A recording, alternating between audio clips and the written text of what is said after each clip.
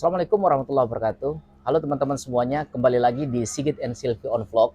Kali ini kita akan membawa satu topik terkait cara memilih skincare yang benar, gitu ya Mbak Silvi. Dan ini masih ada kaitan dengan keilmuan Mbak Silvi di bagian obat ya, Iya benar. di pendidikan Mbak Silvi.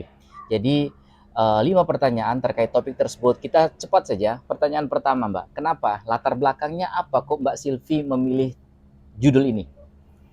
Karena kebanyakan saya temui ya di lapangan, di teman-teman juga, itu mereka menggunakan skincare Mhm. masih ragu gitu. Atau berdasarkan coba-coba, sehingga banyak memakan waktu dan biaya. Oke. Karena mungkin ketidakcocokan gitu. Karena kan Oke. banyak yang harus kita perhatikan dari skincare itu. Oh, baik. Ya Resikonya juga ya? kandungan-kandungannya, Oh, manfaatnya juga manfaatnya manfaatnya gitu. juga.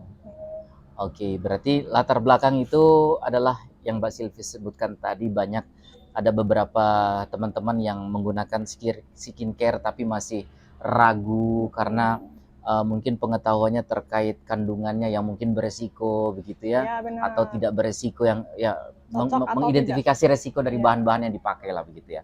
Oh, dari latar belakang itu Mbak Silvi mengangkat judul ini ya. Benar. Oke, yang kedua Mbak Silvi, bagaimana cara memilih skincare yang benar, yang aman lah ya? Ya, supaya tidak banyak memakan waktu Oh, dan waktu ya? biaya gitu. Oke. Benar itu kan meliputi kecocokan dengan kulit kita, Ah, kemudian yang kedua itu adalah aman. aman. Yang penting itu sebenarnya aman dulu, Aman itu tidak berbahaya gitu tidak ya? berbahaya bagi kulit kita. Dari sisi kesehatan. Dari segi kesehatan badan kita secara keseluruhan maupun kulit kita secara topikal, secara langsung. Oh, baik. Nah, supaya tidak banyak memakan waktu dan biaya, maka kita harus mengetahui gitu. Memang tidak ada cara lain kecuali mengetahui kandungan satu persatu dari bahan produk skincare yang kita miliki, kita yakini atau sudah kita beli gitu. Satu persatu memang kita harus melihatnya, kemudian kita cocokkan dengan pengetahuan kita yang kita miliki mengenai manfaat juga risikonya gitu. Karena Oh, jumlahnya baik. banyak, nah memang harus teliti satu persatu gitu. Oh, baik. Jadi maksudnya Mbak Silvi, untuk memastikan bahwa skincare yang kita pakai atau yang kita pilih itu aman atau benar, Benar, benar. maka kita harus ya, di sini katanya harus ya, Ya wajib harus. untuk tahu semua kandungan dari skincare tersebut. Benar, satu persatu. Tidak boleh, tidak ada yang kita tidak tahu, harus semua kita tahu Harus gitu. semua Dan diketahui. setelah kita tahu apa saja kandungannya, kita tahu kandungan tadi berbahaya atau tidak begitu ya. Berbahaya atau tidak yang pertama, yang Oke. kedua dia bermanfaat atau enggak gitu. Oh, thank you Mbak. Berarti setelah kita pastikan dia tidak berbahaya, yang kedua kita pastikan memang bermanfaat atau tidak sebagai skincare gitu ya. Iya, tujuannya mau apa dulu, ini kan ada beberapa, namanya skincare itu kan perawatan ya, mungkin ada Baik. yang kulitnya berminyak, dia ingin kulitnya kurang minyaknya, Oh, atau berarti kulitnya kering mengerti ingin ya itu. bertambah minyaknya, Oh, atau mengerti. Oke, hal oke. lain lah. Jadi dari kandungan yang ada di skincare yang dia pilih, kemudian dia sesuaikan dengan kebutuhan dia kan. Benar. Kalau pengen mengurangi minyak ya kandungannya harus bisa mengurangi minyak begitu ya. Iya Oh, oke, benar, oke. tapi Oke, yang nomor satu harus aman dulu. nomor satu rekaman dulu ya. Tadi Iya. kita sepakati bahwa yang pertama ketahui semua kandungannya, tidak boleh tidak Hmm, ada yang diketahui satupun, semuanya harus diketahui. Yang kedua, pastikan aman atau tidak secara kesehatan. benar Yang benar. ketiga, memang manfaat dari kandungan yang sudah kita tahu tadi itu ya sesuai dengan kebutuhan kita Ah, gitu benar kan. benar. Oke. Kemudian pertanyaan berikutnya Mbak Silvi, bagaimana cara memilih skincare Hmm. dari dengan sehingga kita bisa memangkas biaya dan memangkas waktu? Memilihnya itu lama tuh. Iya benar, kalau kita satu persatu, memang ketika kita membeli produk, di baliknya itu pasti ada keterangan tentang komposisi bahan. Jadi bagaimana ketika kita tidak ada, kita belum membelinya begitu. Nah, sehingga ada cara lain ternyata untuk Oke. mengetahuinya.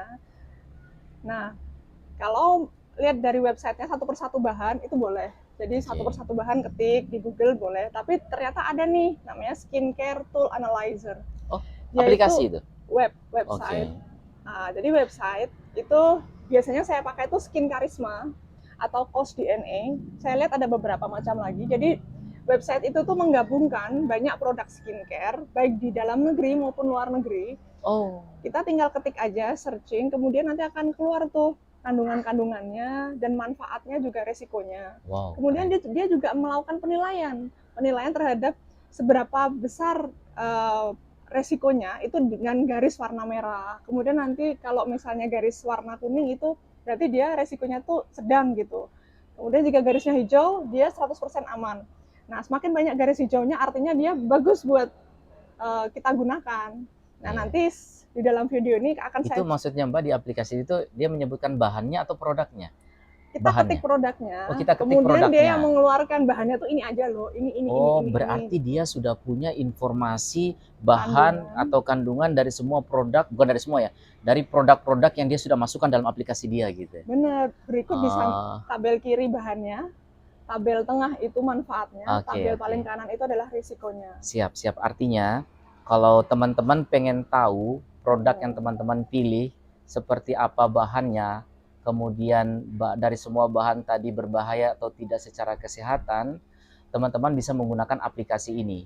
Jadi dengan cara ini seperti search engine ya. Iya, search engine Teman-teman tapi masukkan kosmetik nama dan skincare. produknya, langsung ada datanya gitu ya. Benar, benar. Produk bahan bakunya apa saja. Kemudian di situ ada indikator bahan bakunya itu berbahaya atau tidak menggunakan color ya. Ya, Di situ ada semua. Jadi teman-teman bisa kunjungi aplikasi tersebut untuk mengidentifikasi apa itu eh, kandungan dan resiko dari produk yang teman-teman pilih begitu. ya. Oke, pertanyaan berikutnya Mbak Sylvie. Nanti, nah jadi kan setelah tadi saya memberikan informasi mengenai alamatnya skincare, Aplikasi. ya aplikasi atau Oh, website, itu bukan aplikasi web ya itu ya? Oh, web, website. sorry web ya. Nah itu nanti saya akan mencantumkan juga mengenai bagaimana cara menggunakan web tersebut Oh, di baik, dalam baik. video ini juga. Ada Gitu. nanti. Ada dan saya cantumkan. Oh, Jadi baik. bagaimana cara mengetiknya, lalu bagaimana cara membaca tabelnya. Oke. Nanti ada di video ini juga. Oke. Berarti Mbak Sylvie itu bisa menjawab pertanyaan tadi bahwa bagaimana cara mengetahui bahan baku skincare itu apa saja, Benar, kemudian berisiko atau tidak secara kesehatan, benar. dan juga yang paling penting adalah menghemat waktu. Iya, manfaatnya juga ada. Misalnya untuk pembersih, lalu ini pengawet, Ya, lalu jelas ini menghemat untuk waktu. iya, menghemat. Kalau bayangkan Mbak punya dua produk. Mm-mm. Kemudian karena Mbak nggak punya informasi yang ada di web itu, Mbak cari sendiri Iya, satu persatu satu tuh. persatu. Bahan ini Benar. apa, resiko ini apa, resiko iya kalau benar. Ya kalau benar. Dan itu memakan waktu. Iya. Nah, dengan adanya web ini akan mempercepat kita bisa mengetahui apa kandungan bahannya dan apa resiko, dan bahkan resikonya itu dikasih level menggunakan coloring ya. Untuk mempermudah kita Mempermudah. memahami. Dan nanti Mbak Sylvie akan memberitahu di video ini bagaimana cara menggunakan web tersebut ya. Benar. Makasih banyak. Baik, ini kita mulai aja mengenai caranya. Klik aja Skin Karisma di Google. Kemudian ini tampilan depannya. Nah, kita mulai dari memilih kategori produknya. Misalnya kita ingin memilih kategori toners. Lalu kita pilih bahan apa yang kita ingin cari, misalnya yang sulfat free atau paraben free, alkohol free. Di sini saya pilih semua aja. Jadi yang ceritanya mau cari yang benar-benar aman gitu. Nah, kemudian akan muncul tampilan daftar toners apa aja yang sesuai dengan pilihan kita tadi. Terus sampai ke bawah. Terus. Nah, kita pilih aja salah satu. Misalnya kita mau memilih yang warna biru ini. Klik di gambar. Nah, kemudian kita bisa pergi ke review maupun ke list kandungannya. Di sini kita centang di bagian iklan, kemudian akan muncul bahan-bahan apa saja yang terkandung dalam produk tersebut. Yang warna hijau ini artinya adalah aman, kemudian yang warna merah menandakan dia ada sedikit perhatian. Mbak Sylvie bisa contohkan nggak Mbak? Dari sekian banyak bahan-bahan yang beresiko di skincare, itu apa saja yang Mbak Sylvie tahu? Beberapa akan saya sebutkan yang biasanya itu dihindari gitu. Ya. Jadi bahan-bahan yang akan saya sebutkan ini bukan dilarang 100%, tapi kebanyakan dihindari gitu. Kenapa? Karena penggunaannya sebenarnya aman. Oh, Ketika aman. sudah dilakukan pendaftaran ke badan wewenang yang terkait, ya itu aman sebenarnya. Tapi dalam jumlah tertentu. Namun untuk beberapa kulit yang sensitif, dia itu sering dihindari. Oh, baik. Misalnya dia baik. memang sudah dari riwayat kulit sensitif atau tingkat alergi yang lumayan bereaksi terhadap bahan yang ada di dalam produk tersebut. Gitu. Oh, baik. Nah, saya akan menyebutkan 4 bahan yang kiranya dia itu sebaiknya kita hindari kalau bisa gitu. Kalaupun Alasannya tidak, karena kemungkinan kulit yang sensitif. pertama itu bahannya itu sulfat gitu. Sulfat. Sulfat. Nah, sulfat ini banyak digunakan untuk produk-produk pembersih. Oke. Misalnya pembersih muka gitu. Tujuannya apa? Tujuannya adalah dia itu sebagai surfaktan, menghilangkan minyak-minyak yang ada di lapisan kulit. Oke. Nah, namun kekurangannya ternyata sulfat ini selain mengambil minyak, dia juga mengambil minyak-minyak alami di kulit. Sehingga Oke. kekurangannya adalah membuat kulit itu tuh lebih sensitif, lebih mudah kemerahan. Oke. Nah, untuk yang memiliki kulit sensitif, dianjurkan mengambil bahan-bahan kosmetik ataupun skincare yang tidak mengandung sulfat. Untuk yang kita tahu pasti kita sensitif gitu ya. Untuk yang tahu pasti kita sensitif gitu. Dan mungkin ya oke, lanjut kedua. Yang kedua itu bahannya namanya paraben. Paraben itu berfungsi sebagai pengawet. Baik. Nah, metil paraben misalnya. Nah, paraben ini produknya kan akan digunakan di dalam kulit kan. Oke. Jadi dia menghambat pertumbuhan bakteri dan jamur. Nah, cuman kekurangannya tentu saja ketika bahan pengawet itu kontak dengan kulit, kemungkinan dalam jangka panjang tidak baik untuk kita gunakan sering-sering gitu. Oke. Sehingga cara untuk menghindarinya, kita bisa kok cari skincare yang tanpa bahan pengawet dan itu udah banyak. Oke. Nah, biasanya memang kalau skincare tanpa bahan pengawet itu waktu simpannya, umur simpannya menjadi lebih pendek. Biasanya kurang dari 2 tahun. Ketiga adalah alkohol. Alkohol itu fungsinya sebagai pelarut ya dia. Nah, ketika dia banyak bahan di dalam suatu produk, kita butuh pelarut yang melarutkan itu semua. Oke. Nah, ketika tercampur merata, itulah gunanya fungsi alkohol di situ. Oh, baik. Nah, cuma kekurangannya alkohol ini bisa membuat kulit kering gitu. Oke, dalam kadar tertentu. Dalam kadar tertentu, sehingga bisa kok kita atur di dalam website itu tadi yang saya sebutkan, tidak menggunakan alkohol gitu.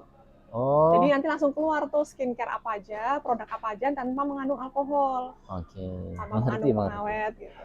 Kemudian terakhir yang biasanya dihindari juga itu masalah silikon. Silikon itu sebenarnya emolien. Emolien itu tugasnya adalah melapisi kulit secara eksklusif. Artinya dia menutup permukaan kulit.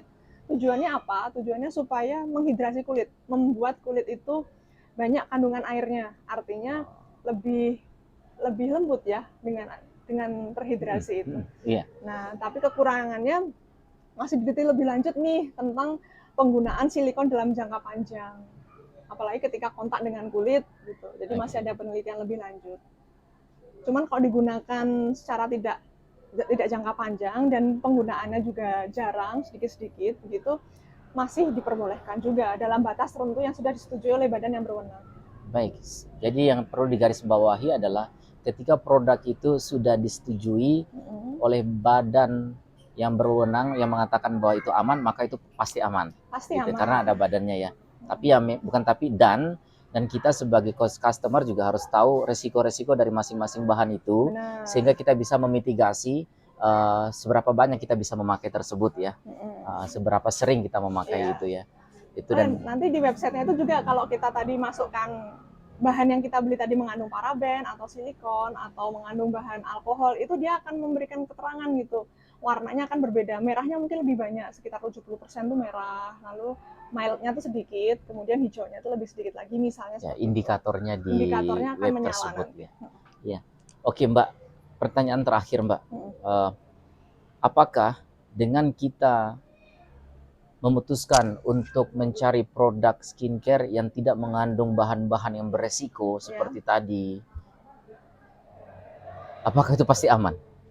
Nah, ternyata walaupun kita sudah meminimalisasi dengan cara melakukan asesmen sebelum melakukan pembelian atau penggunaan produk, ternyata masih ada juga celah gitu. Karena masih ada resiko juga? Masih ada resiko, misal. Tapi resiko-resiko yang memang sulit untuk kita hitung. Seperti misalnya pada saat penyimpanan gitu. Jadi pada saat penyimpanan mungkin suhu negara kita ini nggak cocok atau suhu kota kita melebihi suhu simpannya. Itu dijelaskan nggak di speknya produk itu bahwa disimpan sebaiknya di temperatur? Ada. Cuma kan namanya kita skincare itu kan penggunaannya bisa setiap hari ya. Kadang-kadang kita harus pergi keluar kota, pergi kerja, seperti sunblock harus dibawa dalam tas tuh.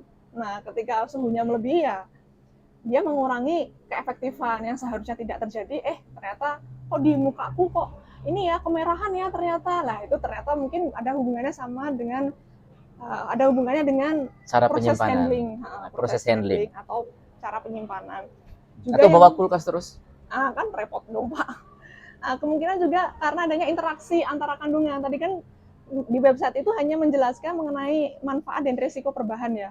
Padahal ada juga tuh risiko interaksi kandungan antar di dalam suatu produk itu. Nah, interaksi itu yang tidak bisa kita hitung. Kemungkinan ada reaksi yang terjadi yang juga ditambah dengan penyimpanan dan penggunaan kita yang tidak sesuai dengan standar. Nah, itu juga bisa menyebabkan ketidaksuksesan tujuan dari skincare itu terhadap kulit kita, atau bahkan memberikan efek samping atau manfaat yang kurang baik lah. Oke, terima kasih. Itu semua pertanyaan yang kita punya sudah dijawab oleh Mbak Silvi. Pada dasarnya adalah skincare itu punya tujuan yang sangat bagus ya, untuk melindungi kulit kita, untuk membuat kulit kita baik begitu ya. Tetapi kita juga harus tahu bahwa setiap produk itu punya spek gitu ya. Yang pertama boleh dipakai oleh orang-orang tertentu atau tidak boleh dipakai oleh orang-orang dengan kategori tertentu, misalnya seperti itu ya. Itu harus kita baca betul-betul itu. Atau memang ada kandungan-kandungan tertentu yang tidak cocok dengan kita, mungkin karena kita alergi ya mungkin ya. Itu harus kita, intinya harus kita tahu apa saja kandungan yang ada dalam skincare tersebut. Kemudian kita harus tahu resiko dari masing-masing kandungan tadi ya. Oke, Mbak Silvi, selain pertanyaan tadi, mungkin pertanyaan terakhir ini Mbak Silvi, ada trik lain nggak Mbak Silvi berdasarkan pengalaman pribadi Mbak Silvi, trik untuk membeli skincare yang ekonomis? Jadi biasanya penjual-penjual atau produsen kosmetik maupun skincare itu dia menyediakan yang namanya travel size. Jadi size untuk traveling gitu. Ketika kita traveling, kita tuh selalu membawa skincare kita kan pasti. Nah, produsen itu juga tahu gitu, karena kita suka membawa, maka dia sediakan yang ukuran travel. Kecil sekali, paling 4-5 pemakaian. Jadi ketika dia itu kemungkinan waktu traveling itu rusak karena proses handling yang salah atau penyimpanan yang salah, hanya sedikit yang harus terbuang. Iya, betul. Daripada kalau kita belum tahu produk ini cocok atau tidak dengan kita, lalu kita beli dalam ukuran banyak gitu ya, ternyata actually tidak cocok, ya kita kehilangan. Iya. Dan nggak murah juga. Oke Mbak Silvi, terima kasih untuk jawaban-jawaban dari pertanyaan yang sudah kita sampaikan tadi ya. Mudah-mudahan membantu teman-teman. Sampai jumpa di video berikutnya. Assalamualaikum warahmatullahi wabarakatuh.